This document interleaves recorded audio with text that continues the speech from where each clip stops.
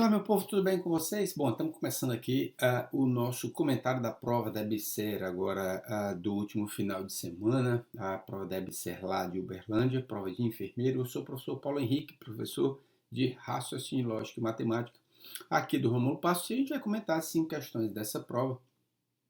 É a prova, digamos, nível VUNESP, algumas surpresas, uma questãozinha de sequências que pode ter gerado uma certa dificuldade para encontrar a lógica de formação da sequência que ele nos falou. Uma questão bem tranquila, a parte de sequências, perdão, a parte de equivalência lógica, o nosso inverte nega foi trabalhado, enfim, algumas questões no ritmo da VUNESP. Pelo menos não encontrei uma possibilidade de recurso, gabarito, bateu direitinho como fez, mas de toda forma fica aqui à disposição de vocês. Perdão. À disposição de vocês o meu e-mail, beijo no papai não, @gmail.com. Se você ficou com alguma dúvida, manda para mim, a gente troca uma ideia, a gente fala um pouquinho mais sobre a questão. Vamos lá, vamos comentar, vou falar durante esse nosso vídeo um pouquinho mais sobre cada uma das questões, o estilo da VUNESP, tá? Vamos começar, então bora lá. Primeira questão tá aí, é que a gente tinha acabado de falar da nossa amiga, do nosso amigo Inverte Nega. Considere a seguinte afirmação: se Marcos está prestando esse concurso, então ele é formado no curso de formação, uma questãozinha de uma condicional que ele está me dando, uma condicional. Eu tenho Marcos está prestando esse concurso, Marcos é formado no curso de serviço social. Assinale a alternativa que contém uma afirmação equivalente para a afirmação apresentada. Pronto. Chegou a ideia da gente aqui, é uma questão de equivalência de condicional. Bom, eu tenho alguns itens na minha alternativa que fala de condicionais também, como o item B e o item D. Vamos então pensar no nosso velho e bom inverte e nega. Vamos lembrar? Bom, eu tenho uma condicional com Marcos prestando concurso, se então Marcos formado no curso de serviço social. O nosso inverte nega. Pego a segunda parte, traz para a primeira negando. Pego a primeira parte, traz para a segunda negando. E no inverte nega você preserva a condicional. Como é que vai ficar? Vamos ler agora. Eu tenho, se o Marcos não é formado no curso de serviço social, então o Marcos não está prestando esse concurso. Tem essa alternativa? Tem essa alternativa. Gabarito da nossa questão letra D. Não precisa nem tentar o troca pelo ou. Já bateu direitinho o nosso gabarito. Uma questão muito comum que a VUNESP sempre coloca é equivalência e negação de proposições, são temas dentro desse conteúdo programático muito batido em suas provas. Beleza? Vamos em frente. Questão de número 17. Uma questão envolvendo estruturas lógicas, inclusive na nossa revisão que a gente fez em vídeo aqui também no Rômulo Passos, tinha uma questãozinha que alguns ficaram até com dúvida. Eu voltei a gravar essa questão de novo, deixei disponível também lá nos comentários, algumas pessoas colocaram que tinham ficado com dúvida. Falei uma questão bem parecida com essa daqui que a gente vai comentar. Se fulano é interessado e trabalhador, então ele é bem sucedido. Se cicrano é desonesto e preguiçoso, então ele não é bem sucedido.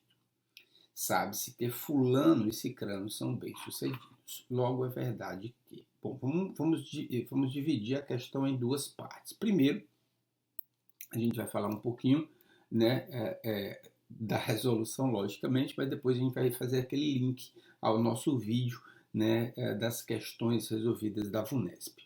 Uma questão de estruturas lógicas que traz 3 premissas.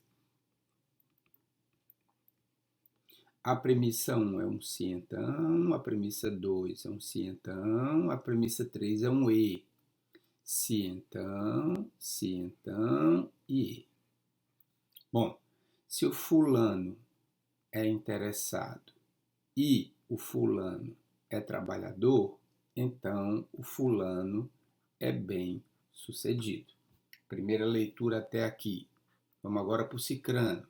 Se o cicrano é desonesto e o cicrano é preguiçoso, o cicrano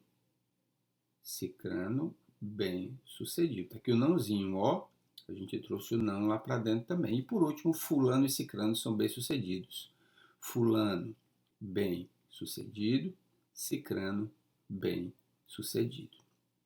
Pessoal, pronto, a montagem da nossa questão está aí e a gente vai partir agora para, deixa eu só mudar de cor até para a gente ficar legal aqui, deixa eu botar cadê o azul? Tá aqui o azul, pronto. Vamos agora, sabendo, mesmo ele não falando, mas ele deixa subtendido que essas informações são informações verdadeiras, a gente lembra do nosso tipo 1. Lá no nosso curso do Rômulo Passos, a gente falou que esse é o principal tipo mais cobrado e está aí ele aparecendo. Por que eu sei que é o tipo 1? Porque a nossa P3 é uma conjunção. A nossa P3 é uma conjunção. Tá? E a gente sabe que numa conjunção, para que ela seja verdadeira, ambas as proposições devem ser verdadeiras. Então, pela P3, eu já descubro que o fulano é bem-sucedido é verdadeiro, o cicrano bem-sucedido é verdadeiro. Bom, a partir desses dois valores a gente pega e faz o puxa-cordinha, né? Joga para cima. Eu tenho fulano bem-sucedido sendo verdadeiro e cicrano não, né? Bem-sucedido falso. Análise agora de P1 e P2. Bom, primeiro P1. P1 não tem o que se fazer. P1 não tem o que se fazer. Por quê? Vamos traduzir. Eu não tenho o valor lógico da primeira parte. Eu sei que ela é uma condicional. Eu sei que a segunda parte é verdadeira. E a premissa tem que ser verdadeira. Se você olhar a tabela verdade da condicional, você vai ver que aqui a primeira parte tanto pode ser verdadeira quanto falso. Eu posso ter V se então V sendo verdadeiro, eu posso ter F se então V também sendo verdadeiro. Então eu não tenho como descobrir o valor lógico exato dessa primeira parte. Eu não tenho como descobrir. Ela tanto pode ser verdadeira quanto falsa. Por quê? Porque já me garante uma premissa verdadeira. Tudo bem? Então, essa é a primeira situação. Eu não tenho como definir exatamente o valor lógico dessa parte. Já P2 é um pouquinho diferente. Bom, eu não tenho a primeira parte, eu sei que ela é uma condicional, eu sei que a segunda parte é falsa, que a premissa é verdadeira. Bom, aqui eu posso definir. Lembra? Se eu colocar um V, se então F, vai gerar uma premissa falsa. Isso para mim não me serve. Eu não posso ter a Vera Fischer. Logo, a primeira parte tem que ser o quê? Falsa. Falsa, se então falsa, vai me dar o quê? Vai me dar verdadeiro. Pronto, agora é que vai entrar na nossa questãozinha lá. Se você olhar aqui que a primeira parte é falsa, eu posso ter o seguinte: SD e SP sendo falso. Se a gente olhar a tabela verdade do E da conjunção, para que ela seja falsa, o que é que precisa acontecer? Eu preciso ter uma das partes sendo falsa ou as duas. Vamos repetir. E foi nesse ponto que a gente tocou lá na nossa aula, lá na nossa revisão. Eu posso ter a primeira sendo verdadeira e a segunda falsa. Eu posso ter a primeira sendo falsa e a segunda sendo verdadeira. E eu posso ter as duas sendo falsas. Qualquer uma dessas situações leva a uma proposição falsa. Se você pegar esses valores e substituir nas alternativas, ou, eu tenho uma segunda forma da gente pensar, só existe um caso que ela vai ser sempre verdadeira. Que caso é esse? é o item C, e eu já explico um pouquinho mais. A segunda situação, e que a gente colocou também na nossa questão, é que se a gente pegar essa conjunção e negar essa conjunção,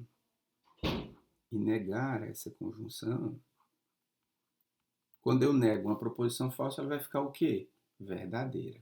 E aí nos leva à negação do E. Né? Quem é a negação do E? Vou trazer para cá que tem um espaçozinho ainda. Nega a primeira, nega a segunda e troca o E pelo OU. Ou seja, o cicrano não é desonesto, ou seja, ele é honesto. Conectivo OU, ele não é preguiçoso. Um nível de questão um pouquinho mais alto, mas a gente comentou essa situação. Inclusive esse vídeo, se você tiver interesse, manda para mim um e-mail, um beijo do papai e da mamãe, @gmail.com, que eu te dou novamente, mando um link para vocês novamente. Tem lá no portal do Rômulo Passos a resolução dessa questão dentro da revisão e tem uma no meu canal, no Beijo no Papai e na Mamãe, falando dessa questão, se não me engano, era a questão número 5 da revisão da VUNESP que a gente fez antes dessa prova, falando um pouquinho mais, e é bem parecida essa análise que a gente fez, tá certo? Então, o gabarito, a gabarito letra C, batido bonitinho, digamos, trazendo, né, uma semelhança com a questão já cobrada antes pela VUNESP. Vamos lá? Questãozinha agora de número 18. Bom, a questão de número 18 é uma questão bem legal envolvendo teoria dos conjuntos. Essa é uma questão que ele poderia se pensar, porque não entra no nosso conteúdo programático, tá? Eu particularmente não gosto muito de trabalhar nessa situação, porque é muito de entendimento de banca. A banca pode entender que esse assunto está lá dentro. Tem alguns assuntos, logicamente, que fogem completamente, mas ele pode dizer que uma questão como essa você resolve através de diagramas lógicos. É pesado, mas é uma linha de raciocínio que pode seguir. Acho difícil a banca anular a questão por esse motivo. Mas vamos comentar que é o que interessa aqui para a gente. Olha só. Em um certo instituto, alguns fonoaudiólogos são também pedagogos e todos os assistentes sociais ou são pedagogos ou são fonoaudiólogos. Ele está me dando 3 conjuntos. Conjunto dos fonoaudiólogos, conjunto dos pedagogos e o conjunto dos assistentes sociais. Eu vou fazer assim.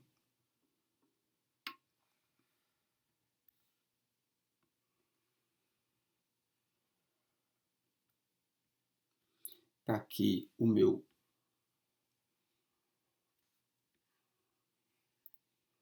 3 conjuntos.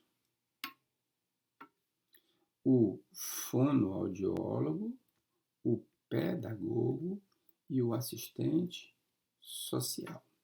Bom, por que eu fiz os meus conjuntos? Porque a partir de agora ele vai me dar valores e eu vou ter que colocar os valores dentro do meu conjunto. Tá?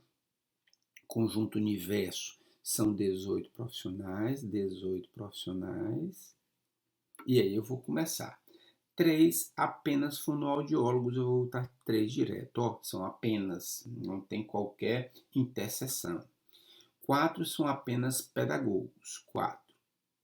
Pronto, e agora é a interpretação que eu vou precisar. 8 são assistentes sociais. Pessoal, primeira coisa que eu preciso entender é que, fazendo essa comparação, o assistente social, ou ele é pedagogo, ou ele é fonoaudiólogo. Ou seja, não existe o cara que é apenas assistente social.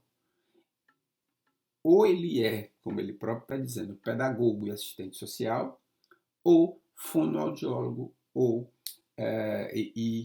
assistente social. Ou seja, dentro desse espaço, que eu vou marcar até um pouquinho mais escuro,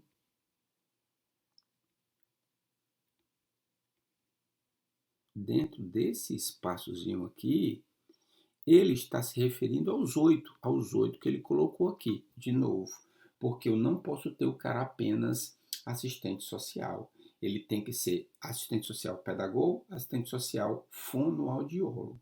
Ou seja, dentro desse espaço aqui eu terei 8. Tudo bem? não sei quem é quem. Ele não me dá mais essa informação e nem vou precisar para o nosso resultado. Bom, dessa forma, o número de profissionais que tem duas formações, sendo elas pedagogia e fonoaudiologia. Ele quer o valor aqui, ó. Ele quer esse valor que eu vou chamar de X. Que valor é esse? Ora, pessoal, a soma de todos os elementos do conjunto tem que dar quanto? Tem que dar o meu conjunto universo 18, são 18 profissionais. Quantos eu já coloquei? 3 apenas fonoaudiólogos, 4 apenas pedagogo e os 8 que são diversos assistentes sociais. Somando esse povo todo, vai me dar 15. Como eu tenho que ter 18, o meu x vai ser 18 menos 15 vai ser igual a 3. A 3.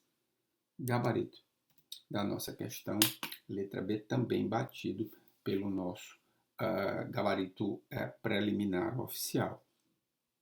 Bom, pode, se você tiver interesse, o recurso que a gente pode ter numa questão como essa é dizer isso, abordando o tema, o conteúdo programático da banca, estruturas lógicas, lógica de argumentação e diagramas lógicos e sequências lógicas, acho que foi esse, se não salvo engano, foi só esse, do nosso conteúdo programático. O exemplo 18 não se enquadra.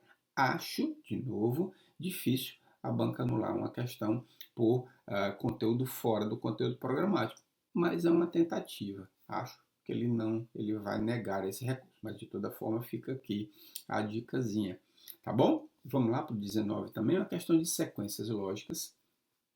Uma questão essa, isso aí eu trago muito também do que eu falo na aula, da importância da gente fazer cálculo, da importância da gente trabalhar para que a gente se familiarize com determinados números.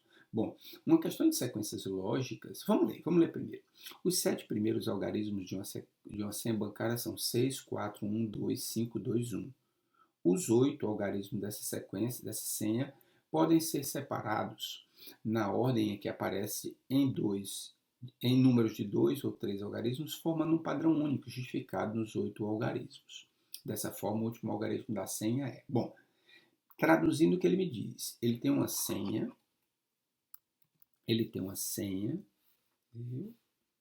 opa, está ao contrário a caneta, por isso que ela não aparece. Eu tenho uma senha e essa senha tem 8 algarismos.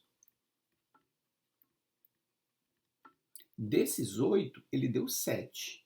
6, 4, 1, 2, 5, 2 e 1. Faltando o último número, que é isso que ele quer saber. E ele disse também, até para a gente encontrar esse número, que se você separar de esses números de 2 ou 3 algarismos, você vai ter um padrão único, você vai ter uma regra de formação para ele. Bom, vou falar pela minha interpretação como eu vi a minha questão. Eu vi o número 64, que é um número legal de se trabalhar, tem muito cálculo para isso, e o 125. Eu pensei, bom, será que é uma soma? 64, para chegar no 125, você tem que somar 61. Bom, será que a regra é só isso? Somar 61? Não é. Aqui deu 186 e tem que dar começando com 2. Então, essa regra não pode. Outro pensamento que eu fiz também é que o 64 vezes 2 dá 128, muito próximo do nosso número. Se eu diminuir 3, vai me dar 125. Pronto, será que é essa regra, multiplicar por 2 e diminuir 3? Bom, se eu pegar o 125, multiplicar por 2, vai dar 250, menos 3, 247. Também não é nenhuma das duas situações. E é assim que a gente tem que começar a brincar com os números. Bom, vamos ver o que eu tenho de mais aqui. Eu tenho que 64 é 8 vezes 8, 8 ao quadrado, mas ele é também 4 ao cubo. Ele é 4 ao cubo também. 8 ao quadrado, 8 vezes 8, 64. 4 vezes 4, 16. Vezes 4, 64. Se eu olhar agora no 125, ele vai ser 5 ao cubo. Aí morreu Maria Preá. 5 vezes 5, 25. Vezes 5, 125. Eu tenho que o 64 é 4 ao cubo, e foi aí que eu cheguei à minha lógica. O 125 é 5 ao cubo. 4 ao cubo, 5 ao cubo, tudo leva a crer que o próximo tem que ser 6 ao cubo. 6 vezes 6, 36. 36 vezes 6, 216. Agora encaixou a minha lógica. 216 é o meu número gabarito da nossa questão, letra D. Uma questão que envolve, ela não é difícil. O problema é você imaginar todas as formas que você pode ter para chegar a este resultado. Mas, de novo, volta àquela ideia que a gente colocou lá no nosso curso falando de sequências, da importância do treino, de você se familiarizar com os números. Só assim a gente consegue chegar. E eu, sendo bastante franco, foi assim que eu comecei a tentar fazer. E é assim que você vai desenvolvendo o seu raciocínio até, logicamente, você chegar a uma resposta. O gabarito da nossa questão, letra D. E a última questão, questão número 20, pelo menos dos meus alfarrábios, a primeira vez que a banca cobrou esse assunto envolvendo negação. Mas negação de quê? Negação ele cobra bastante. A negação, uma correta negação lógica da afirmação Rosana é vulnerável, necessitada, mas não ambos, está contida na alternativa. Salvo engano, nós falamos isso também na nossa revisão. Salvo engano, eu soltei isso aqui. Eu não cheguei a olhar o vídeo depois. Se eu não falei lá, eu falei nas nossas aulas dentro do Rômulo Passo. Com a grande ideia, essa situação não, porque nunca apareceu pela VUNESP, que é o mais não ambos. Aqui a gente tem que fazer uma junção. Ele fala do ou. O ou a gente sabe que é uma disjunção. Mas o que é que significa esse mais não ambos? Leva a uma disjunção exclusiva. Veja, o que é o ou? O ou é o Nicolas. Lembra do Nicolas? O Nicolas, eu dou a bola, posso dar a bicicleta. Quando eu digo o não ambos, é porque eu não posso dar ambos, né? Assim, quando a gente falou lá do ou, a gente disse que no ou, na disjunção inclusiva, eu posso dar apenas a bola, eu posso dar apenas a bicicleta e posso dar os dois. Na disjunção exclusiva, é aí que leva a minha interpretação, ou eu dou um, ou eu dou outro, não posso dar os dois. Esse mas não ambos diz que a Rosana, vulnerável ou necessitada, ela diz o seguinte: ou ela é vulnerável ou ela é necessitada, ela não pode ser os dois ao mesmo tempo. Disjunção exclusiva.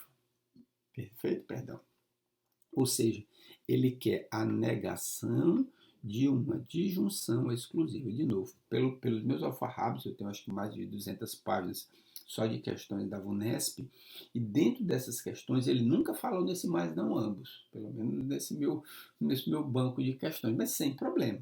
O que é que a gente precisa saber de uma negação de uma disjunção exclusiva? A, B, é que ela vai ser uma bicondicional, sem tirar nem pôr. Você vai